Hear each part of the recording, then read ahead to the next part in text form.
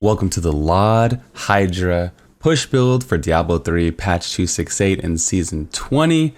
This time around, I try to do an online version of the guide. So obviously I'm filming this offline, but I did an on-stream version. I thought it turned out pretty cool with the interaction from the community. And I discussed the set version, the LoD version of the set version, and then we went to the Orb of Infinite Depth Hydra version. So they're all three different kind of playstyles, and I'm gonna have the written guides in the description below.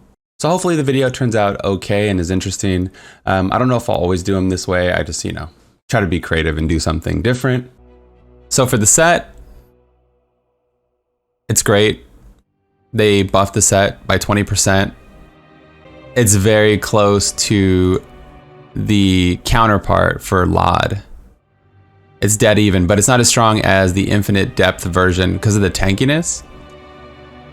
I'll probably showcase both LoD versions since LoD plays identical to the set. You basically go around. So with the set, I'm not using any other thing. You can use like Focus and Restrain or Endless Walk set. We're not using any of that. So it's just like basically a power trade-off. I guess the advantage to the set is you can get it going way earlier versus trying to get full ancients can take a lot longer. So if you're playing season 20, definitely shouldn't feel bad about playing the set version. I'll show you how it plays. I can't demonstrate it because the 4-piece is bugged in the PTR for survivability, but this is essentially how the set will play and this version of LoD Hydra. This version uses the Furnace and shields to basically stay alive. You kind of port around, set them up, worry about your positioning. This is, I always do 800 Paragon, low level gems is 84. My Legacy of Dreams isn't even capped out, it's level 80. My Stricken's 25. So you pop your buffs here, port around,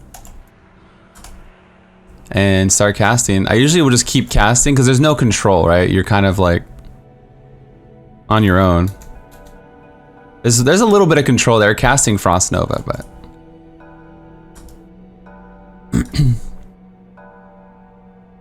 we do get teleport with this version of the build. You kind of have to learn how often your shields are active. You can see it around your character. You can see your little shield. Actually, as you're DPSing, you're getting shields back and you take too much damage. So you can see, we just handled that pretty easily with this version. Also, like when you cast Hydra, you put them right on the target. Like whoever you want to DPS, you want to have them like right on top.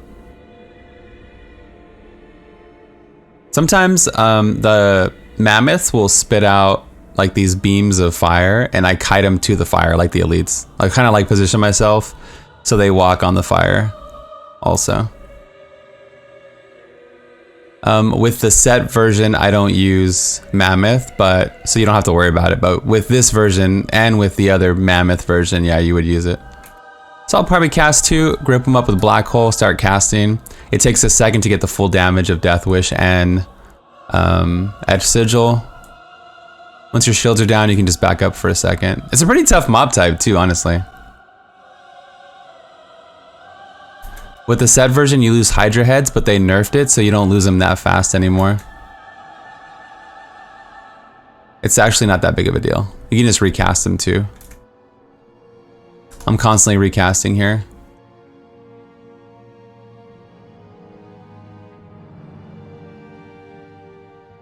So you can see it's pretty easy.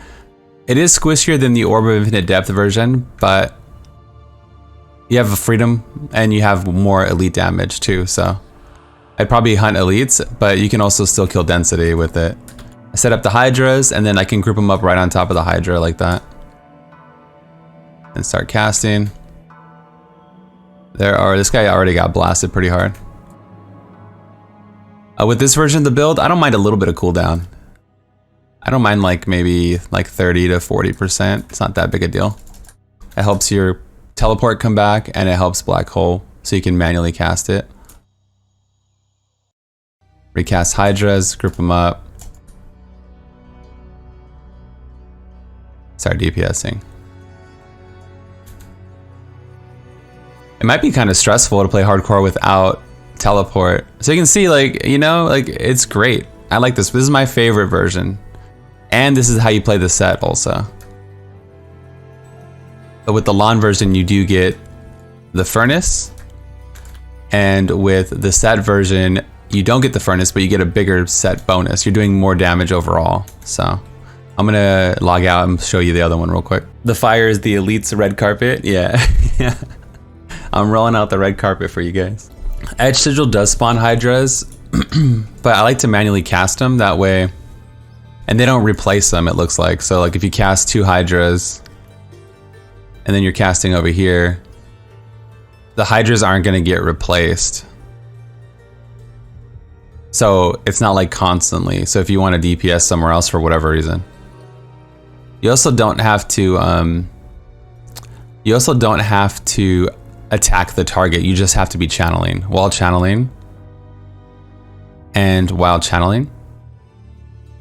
Like you don't have to actually hit the target you want to hit. So like sometimes on the Rift Guardian, we'll be like over here, and we could literally be behind something and just casting into the abyss, and they're still getting that buff. Like you don't have to actually hit the target, which is kind of nice.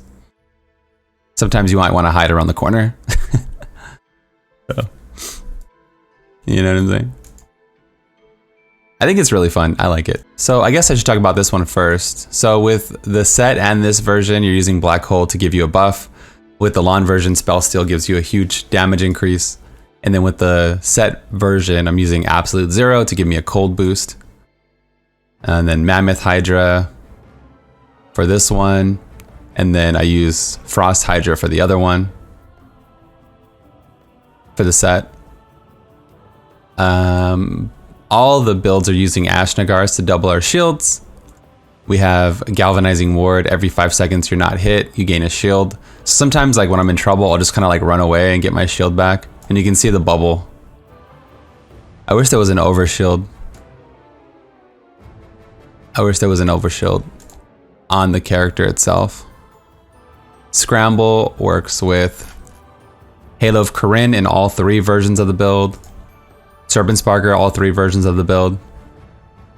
Herb Brash's Binding, so this is interesting. It makes you cast infinitely without ever losing resource, basically.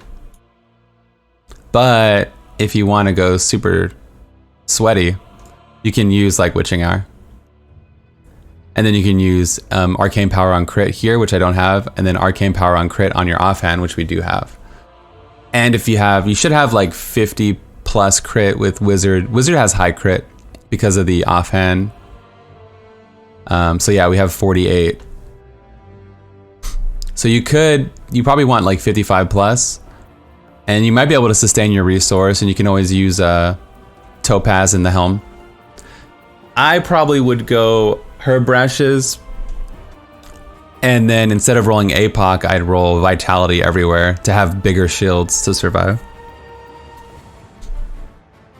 Did you test Mantled Heal? I like Mantled for speeds, but it doesn't scale well into the 110 territory and beyond. But it's great for speeds. It's my favorite speed build. I put a video on that already on the channel. These count as pets, so you're gonna see Tasker and Theo across the board. It's really good boost for your Hydras. And you're gonna see the Enforcer gem. A lot of people think it doesn't work for some reason, but it does. Even it out DPS's Bane of the Trapped with Lon, and then with the set you would use Trapped. And they're being CC'd anyway.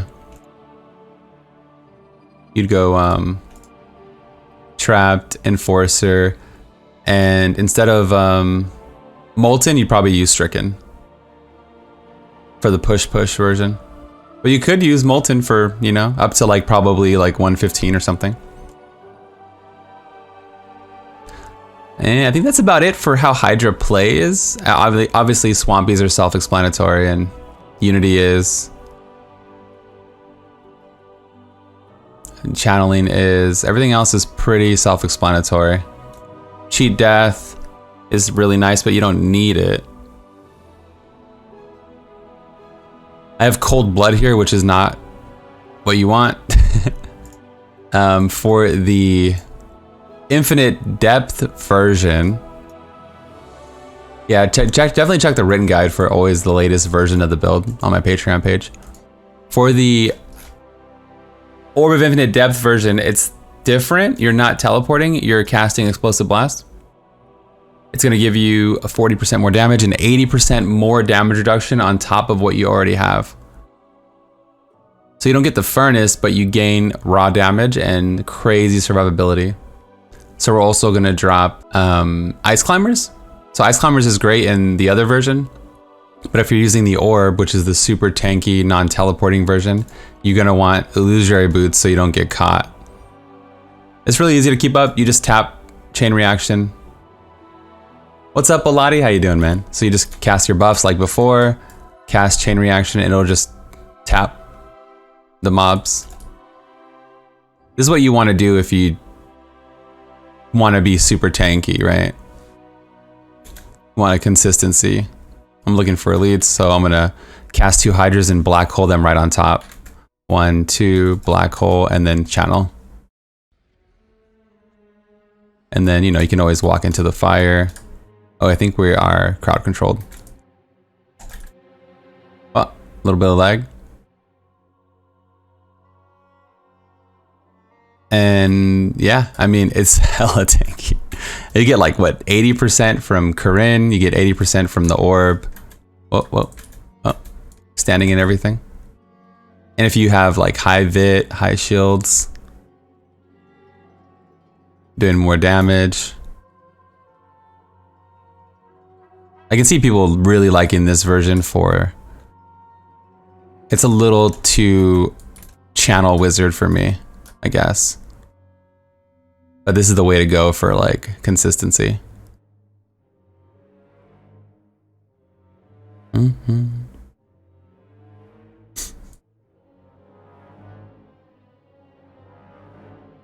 Let's look for another elite pack to demonstrate. As you're running, you can just tap it. Throw some black holes out and a little bit of density pile here. 2 Hydras, group them up and start channeling. Let her rip, dude. Yeah. And obviously get an Oculus rings if you can. It's kind of nice.